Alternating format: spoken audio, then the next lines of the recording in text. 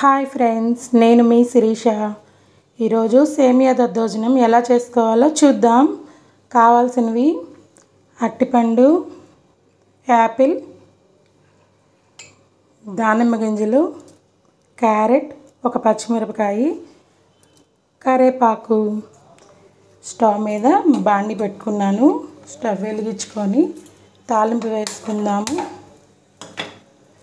సేమియా దద్దోజనానికి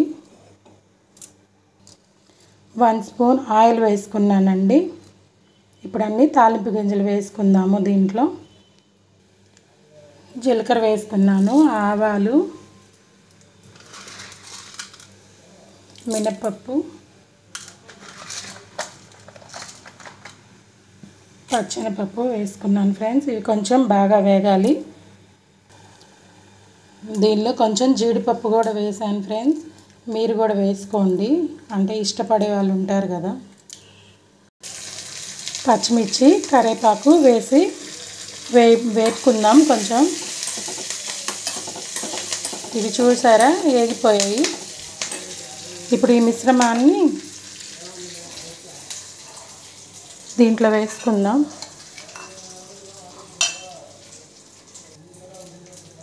ఇవి సేమియాలండి.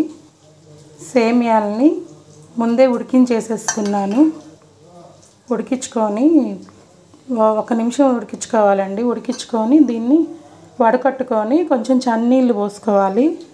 చల్లనీళ్ళు పోసుకుంటే అందులో ఉన్న అదంతా విడిపోతుంది, లేకపోతే ఇవి గట్టిగా అయిపోతాయండి. ఇదిగో చూడండి, పొడి పొడిలాడుతున్నాయి. నేను తాలింపు గింజలన్నీ వేసేసుకున్నానండి దీంట్లో. మీకు వీడియోలో ఇది కనిపిస్తుందో లేదో సరిగ్గా నాకు కూడా అర్థం కావట్లేదు. ఇది వైట్ బౌల్ అయ్యేటప్పటికి కనిపించట్లేదో ఏమో. తాలింపు గింజలన్నీ వేసి కలబెట్టేసుకోవాలి. కొంచెం చల్లార్చుకోండి, బాగా చల్లారితేనే దద్దోజనానికి బాగుండిద్ది.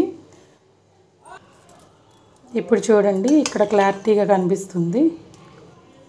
ఇలా అయిపోయింది కదా.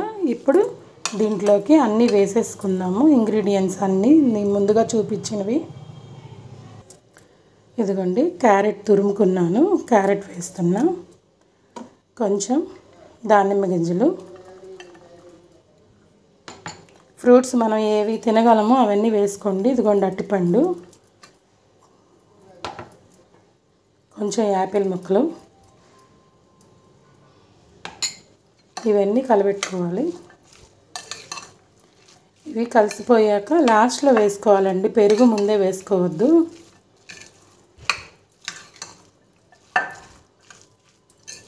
ఇవి కలిసిపోయాయి కదా. ఇప్పుడు పెరుగు వేసుకుందాం. పెరుగు వేసుకున్నానండి. ఇప్పుడు కొంచెం సాల్ట్ వేసుకుందాము. సరిపడా వేసుకోండి, నేను కొంచెమే వేస్తున్నాను.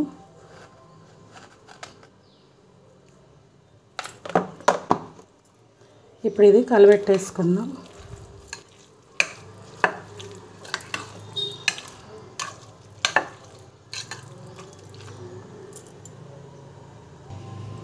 కొంచెం మిరియాల పొడి వేసుకోండి. మిరియాల పొడి వేసుకుంటే సూపర్గా ఉండిద్ది. మనకి ఆరోగ్యానికి కూడా మంచిది కదా.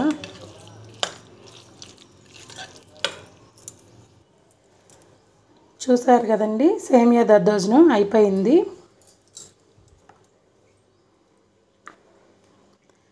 పిల్లలకి ఎవరికైనా పెట్టొచ్చండి, బాగుంటుంది. ఒక్కసారి ట్రై చేయండి. Please subscribe. Thank you for watching.